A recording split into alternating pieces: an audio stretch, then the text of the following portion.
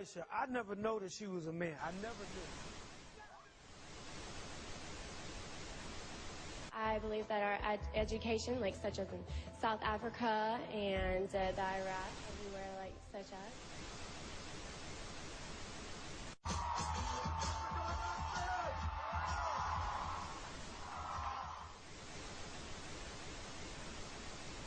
Platform 8 for the 22-28 Southern service to Eastbourne via Nouvel.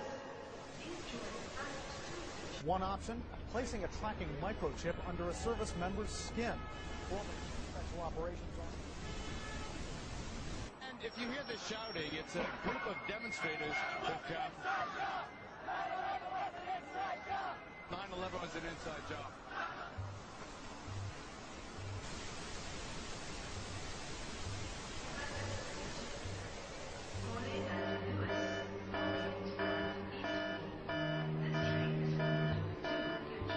It's no longer a theory. What I'm about to say is fact. The secret organizations of the world power elite are no longer secret. They have planned and are now leading us into a one-world communist government. Well, there have been extraordinary scenes in Berlin tonight as thousands of people gathered to hear Barack Obama deliver key foreign policy speech on his current European tour.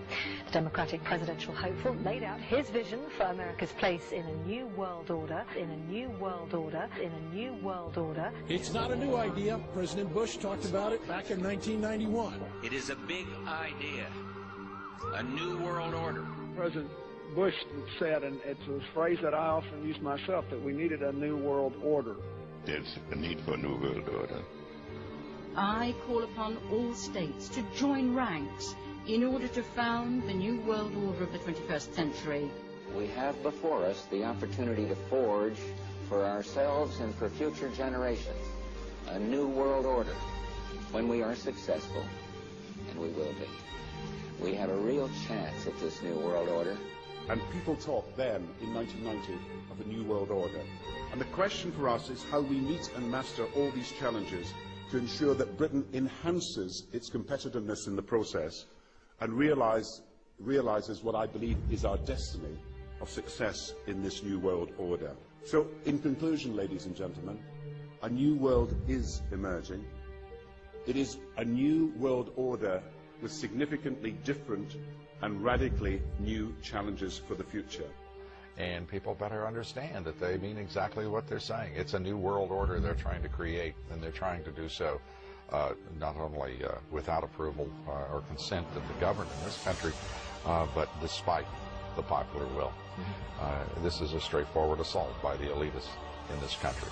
There is a global meltdown coming. It is a global depression, and one world currency and one world financial system is the end game. China said last week they want one global currency. France said yesterday or the day before that they want one world order, a new world order, at the end of this event. Gordon Brown will today call on fellow world leaders to seize the opportunity created by the worldwide economic crisis to create a truly global society. The Prime Minister will use a high-profile speech in the City of London to say that Britain, the US and Europe should join together to create a new, stronger and more just world order.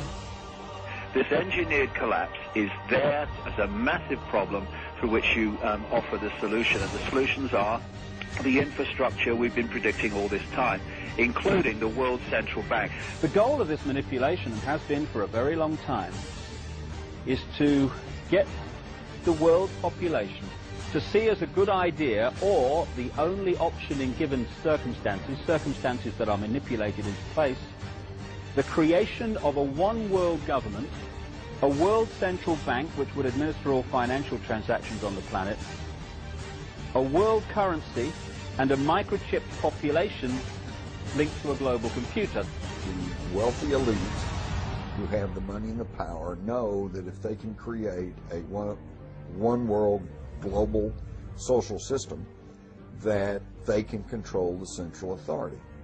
In other words, world control, world domination, one of the oldest desires in the history of the world. There's a very, very clear-cut and easily identifiable system in place that puts all of these elements from media control to government control to energy control together into one apparatus working together effectively towards its final goal, which is, you know, global control. Because of the compartmentalized pyramids that they've constructed within all these institutions of government and finance and corporations, the vast majority of people who are daily making contributions to push the world in this towards this Orwellian global state have no idea that they're doing that because they don't know how their contributions fit in with everyone else's. Only the few at the top do. Most people don't have a clue that unelected private bankers actually control the governments of the world. There is this like cozy little myth that is perpetuated between politicians and the media.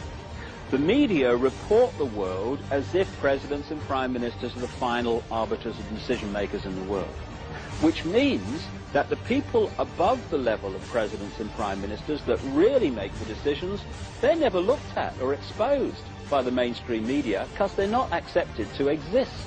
The central bankers of the world are working together to create a one-world government. A global police state as sinister as anything George Orwell ever wrote about, where every person on the planet Earth will have an RFID chip implanted. It is the first implantable microchip for humans that has multiple security, financial, and healthcare applications. More than 100 law enforcement officials in Mexico are having microchips implanted in their arms. The chips allow a person to be scanned, sort of like a cereal box at the supermarket. Just like the microchips implanted in the necks of dogs and cats, allowing lost pets to be identified, this glass capsule can do the same for humans. A chip in everybody would be the universal monetary system par excellence, because there'd be no escape from it, and you'd be totally under the control of those who issue the electronic impulses in that chip. The problem throughout human society is that the good men and women do nothing. They don't want power. They don't want control. They want to lead a leisurely life. They want to spend time with their family. They want to lead simple lives. But we are forced throughout society, throughout history, and throughout human time to stand up against bullies. And many times we stand up before it's too late. And we reverse the course of tyranny. But more often than not, we don't stand up in time, and horrible things have to happen first, so decadent societies learn why liberty and freedom is so precious. If you think you don't like the situation now, then think what you're going to face a little way down the road, and more than anything, think of what your children are going to have to face. Because you think we live in a controlled society now, this is nothing compared with what they are going to have to live in. So in terms of parents who are listening to this information, I would say this: go and look your children in the eyes and tell them that you can't be bothered, or you're too frightened to do anything about it. You're too frightened to get involved, too frightened to get involved in being another conduit for getting this information further and further expanded into the public mind, that you're too frightened to get together with others to stop cooperating with this system and to not be intimidated into coming into line, which is a bit like coming into line in a concentration camp and thinking it will be okay. As long as you stay in line and you do as you're told, you'll be fine. And then you realize at the end of it, well, actually, it ain't fine. And if you'd have all rebelled earlier, then you wouldn't be in the situation you're facing now. The point of mathematics alone ought to let us see where the real power is here. There are billions of people, 6 billion, nearly getting on to 7 billion on this planet, who are being manipulated. There are, in full knowledge of what they're doing, a relative handful of those who are doing the manipulating to the end that we're talking about. They think they've beaten us. They think that they're going to have their way with us. And I'm here to tell them they're not going to have their way with us. We are going to defeat them. You guys aren't going to be able to get away with your New World Order, sir. Talk about Bill. You know what New World Order is. You will never get a New World Order. Never. National sovereignty will prevail. The New World Order is going down, sir. You can laugh. Wake up, people. Wake up. Research the New World Order. This is important. Look it up. Investigate it. Your New World Order will fall. Humanity will defeat you.